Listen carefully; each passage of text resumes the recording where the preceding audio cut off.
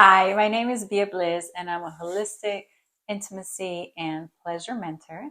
And I guide you to embrace authentic intimacy in and out of the bedroom. I'm based in New Zealand, and I see clients all over the world, individuals and couples who are ready to take their pleasure and their intimacy to the next level. My name is Anna Castano, also known as Anita. I encourage self-love and self-care through my writings, through my podcast, in any form. And I was born in Colombia, and I live here in Miami, in South Florida, for the last 20 years.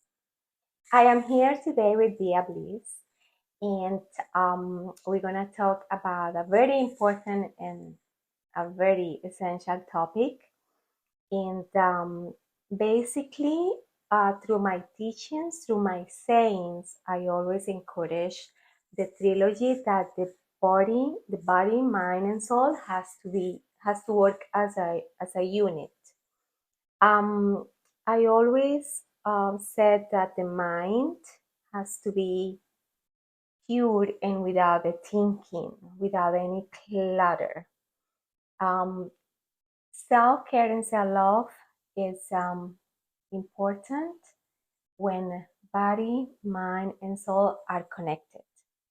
Today, with Bia Bliss, we're going to focus on the body part and the sexuality. I have always been talking about the importance of exercising and good eating habits. And today, we're going to add today the sexuality part, which is a very important aspect in the body to connect in any relationship. Okay, hi. Hi, How are you? I'm great. Thanks for having me. No, thank you for letting me invite you. It's fun. Okay, so let's get to the point. Okay. I mapped something here. So I want to know, what is the purpose of intimacy? Well, the purpose of intimacy is to feel good, to feel seen, to feel heard, to feel understood, to feel connected. First with self, and then with an intimate partner. Okay. A lot of people has a lot of taboos about sexuality Yes. in every continent, right? I have thought that maybe Eastern cultures are more open, and they're not. No. They're not. They are very, very, very like with a shelf, right?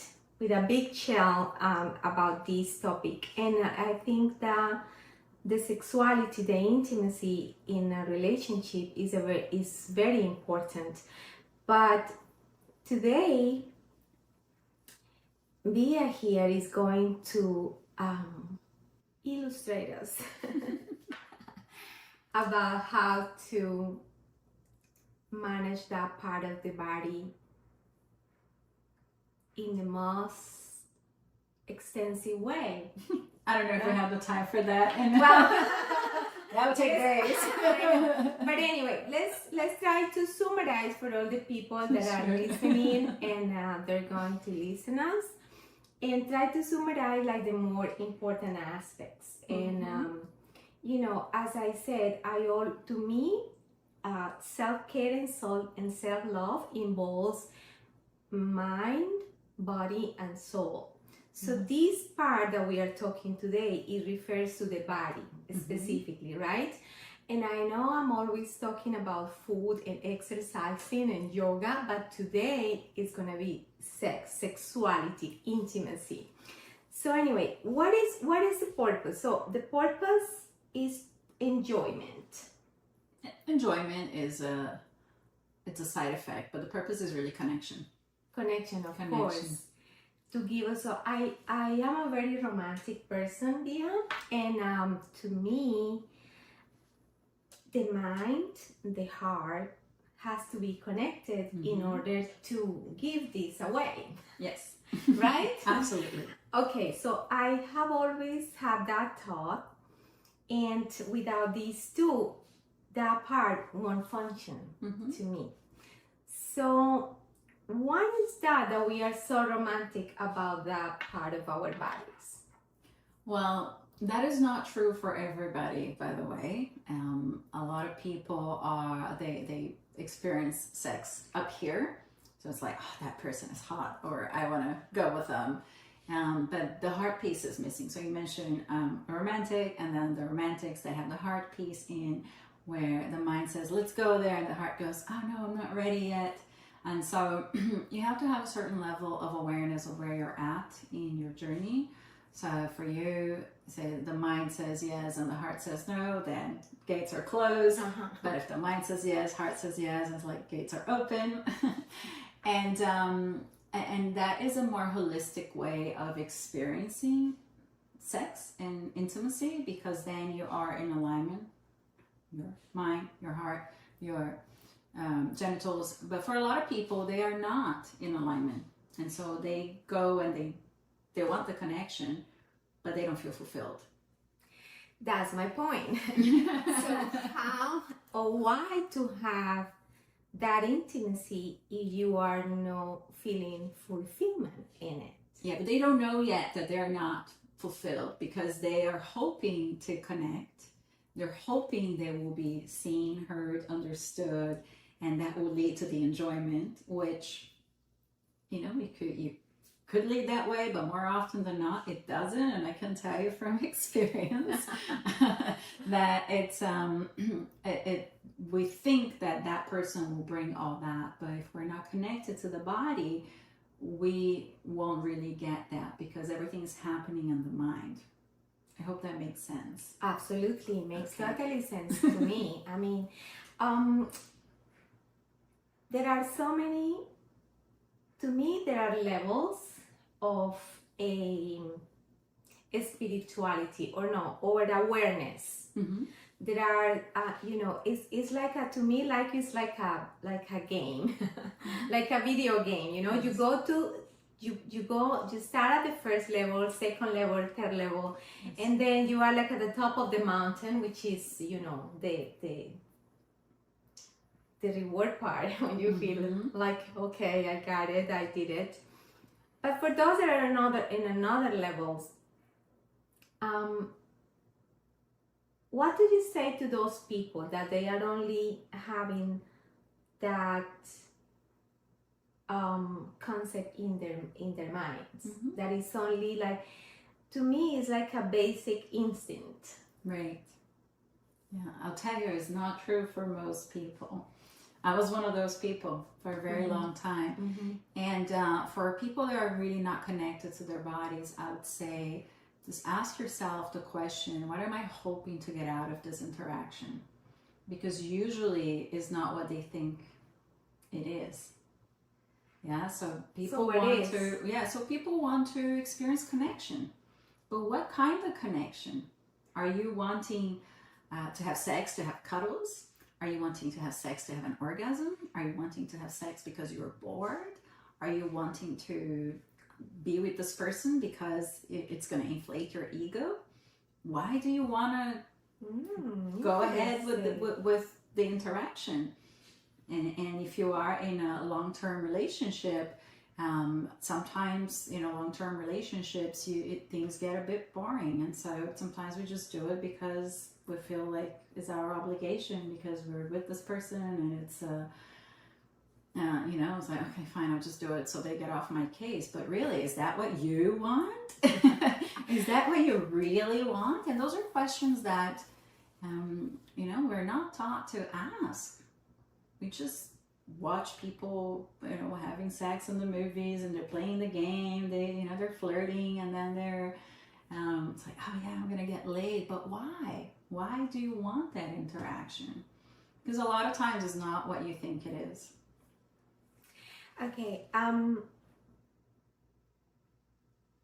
have seen a lot of people that, to me, they are kind of lost. And they don't really know what they want. Yes. But they want the pleasurement of their bodies. Yes.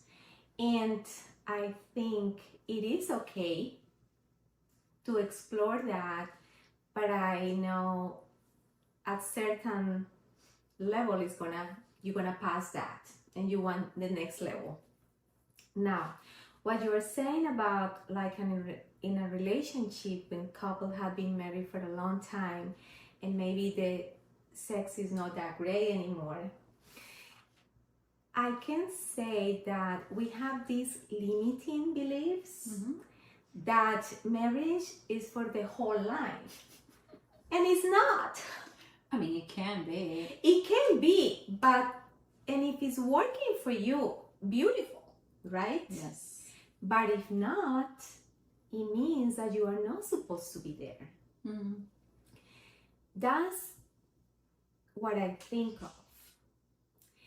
And I dislike the limiting beliefs that the marriage has to be like forever. No, marriage has to last until it means something to you, until you feel happy in it. Mm. And of course, the sexuality is important, and if the sexuality is no more, what are you doing there? Because then one of the three parts that are essential to the holistic way is missing. Mm-hmm. And if one thing is missing, so what are you gonna do then? Exactly. So, and then people start trying new things, right? Like, for example, toys. Yes. They start introducing, okay, let's play. Nice. So what do you think about that? Yeah, I think toys are interesting. They definitely add something, Mm-hmm. you know, variety to the experience. But then some people, they get really attached to using toys all the time, or they masturbate using toys, and then when they actually are having sex with their partner, or if they're not in a relationship with whoever, then their body doesn't respond the same way because they're so used to that particular type of stimulation, and which a human can't really replicate, like a like a rocket pocket. Exactly. It's just not realistic. And then say if it's a woman and she's really used to high clitoral stimulation, no man can ever reproduce that. Doesn't matter how good he is with his hands or with his tongue. He just cannot. And then there's this sense of unfulfillment because the body has been trained to respond a certain way. And also the same is true for men that watch a lot of porn and are used to really out there. I mean, I don't know, I haven't watched porn in a very long time, but I know there's some really out there stuff that doesn't translate into reality for what is really happening out in the world off camera. And so for them as well, it can be, you know, then there's no fulfillment because it's not matching that ideal that they're used to. And so going back to your question with toys, I think everything in moderation. I think, you know, I have lots of toys. I tried lots of toys over the years. I like experimenting, but I don't, you know, it's not like this is my favorite and I only use it in this speed and that's it. I think there's a time and place for toys, but also, you know, again, ask the question, why do I need toys? Exactly. You know, what is this going to give me? And if it's something you need all the time, then I would invite you to, you know, to really ask yourself, why do I need to have this toy all the time? What is it that my partner is not able to provide for me? Or, you know, because it could be something that is deeper. You know, why am I not getting turned on with this person? And then we could go into, oh, it's hormones, especially if you're in your 40s and older. You know, like me, perimenopausal, so there are lots of changes. Something is missing. Well, I mean, it changes. If you are in a long-term relationship and if you have children together, then the woman's body changes. Priorities change. Men also in their, you know, late 30s and 40s and older, they, you know, their testosterone levels drop, so they can't just, you know, like get get hard on demand. It doesn't work that way. And so then, you know, and sometimes there's not sometimes, more often than not, there's a mismatch between libido because the man they are at their peak when they're like 18, 20, and the women is when they are in their 30s and 40s. Yeah, so it's and so it's why a lot of times you see, you know, the women in their late 30s, 40s with the younger boys, because younger men. yeah, because then, you know, then they're being met sexually. But just because you're being met sexually doesn't mean that you are being met in other areas of life. So it's quite complex. But because we're here talking about sexuality, I'm going to stick to the topic. Of course. I think it might be related to trauma, to past trauma, for those people that are, you know, abuse the use of toys. And the other question that I have for you is about masturbation. What about masturbation? I mean, is that normal? What is normal? I don't know. You're right. Let's format the question in a different way. How much masturbation is good? Yeah, that is a great question that I don't have an answer for, because it depends who you ask. I've been doing this for over a decade, so I've worked with thousands of people and I have these conversations on a regular basis. And I know people who masturbate multiple times a day, and it's like they have this unlimited supply of orgasms that want to come out. Yeah, but also I know people who masturbate once a week and then they're depleted for 2 weeks, and so it really depends. Ultimately, it's not a problem until it affects your life in a way that, you know, you're at work and you need to go to the, you know, to the bathroom and you need to watch porn and masturbate. That's a problem. Or if you are missing, if you're going to school and you're missing exams or classes because you have to stay at home and watch porn and masturbate, that's a problem. But if you are, you know, it's nice. You get a release. It feels good. You're flooded with endorphins and serotonin. You're just like, so like daily? Really good. It can be. I mean, everybody is different, and I mean everybody. Yeah, not like people body, but everybody. And the body responds differently, and there are many factors at play as well: age, health, diet, trauma, relationship status, last time you had sex. So ultimately, the answer is it varies. It varies, but everything in moderation is like eating, you know, if you eat dessert every day and you don't exercise, that would probably be a problem. But if you eat dessert every day and you run, you know, like 5 miles, then, well, you need that extra calories so you can go running. So it's, if it's not affecting your life in a negative way, then, you know, how long is a piece of string? That's what we say in New Zealand, you know, when we don't have an answer for something, how long is a piece of string? Ultimately, but if it is impacting interactions with, you know, intimacy with another person, or it's affecting, then there's your answer. Okay, interesting. And to me, it's always a balance.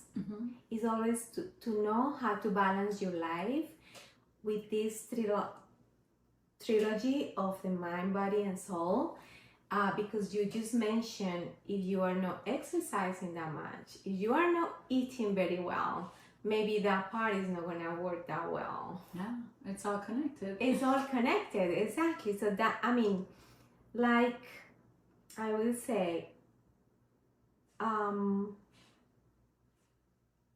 the highest you can go is to be connected and to enjoy the sexuality when the other two parts are functioning right.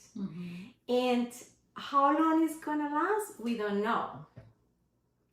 So, and I don't think we have the right to put a time to anything, because you just need to let it flow, right? To let it go, and until it lasts, it's fine. And then you might want to experience something else or with someone else. Yeah. Right? I agree. Okay, that's cool. So anyway, so I wanted also to ask, I asked you about toys, I asked you about masturbation. What about fetishes? Fetishes, yeah, that is a broad question. So what would you like to know about fetishes? I don't know. You know, so I know some people have those fetishes with, I don't know, pulling your hair. Yeah. Or that are focused on your feet, or Yes. your hands, or any part of the body. So what is that? So fetishes are, by definition, is actually, to have a fetish is that you only get turned on by a certain thing. Like feet is a big thing. Like there are many men out there that feet for them is like seeing a naked woman, right? But it's just feet. There are several fetishes out there. Some people don't want to have sex, they just want to act on those fetishes. So, for example, in the kink community, there's a lot of fetishes playing out, say, leather or gag ball or tying up or things like that. But they don't need to have sex. Yeah, so for them, they get the satisfaction of, it's not the genital stimulation, but just to be restrained, or to be blindfolded, or to have their feet sucked, or whatever. And so with fetishes, is really the key here is as long as two people are consenting, then anything goes. There is no limit. No right? limit. As long as the people involved are consenting to what's taking place, then who cares what happens? Why not? Right? As long as you're having a good time.